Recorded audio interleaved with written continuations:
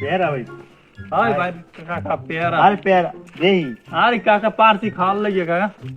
ভাই, মগুর সময় ছিল পেয়ারা, বুঝছো? একটা পেয়ারা ছিল মনে কর 4-5 জনে খাইয়ে শেষ করতে পারিনি।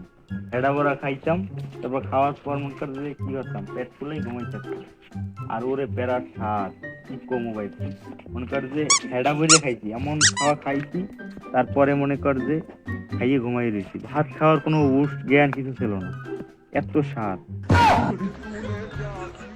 কাকা এত বড় বড় পেয়ারা হইতে আমার কাছে।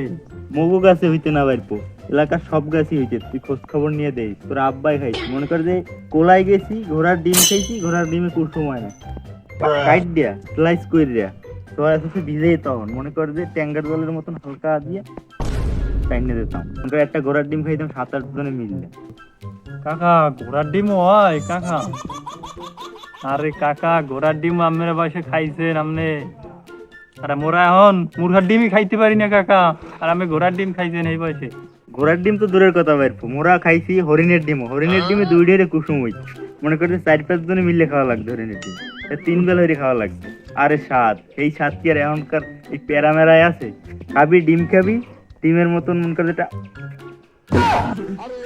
আল্লাহর পালা চাপা মারতে আছো মোর সামনে আইয়া, মুই আর বড় চাপা বাস, মোর সামনে মারো চাপা, তারা দেখতে আছি চাপা কারে কয়। আরে কাকা মুখবারে একটা রামুর আছে বুঝছেন, হ্যাঁ ডেলি 2টা করে ডিম দেয়, আর আমনে আইছেন মেয়া হরিণের ডিম, ডিম লইয়া।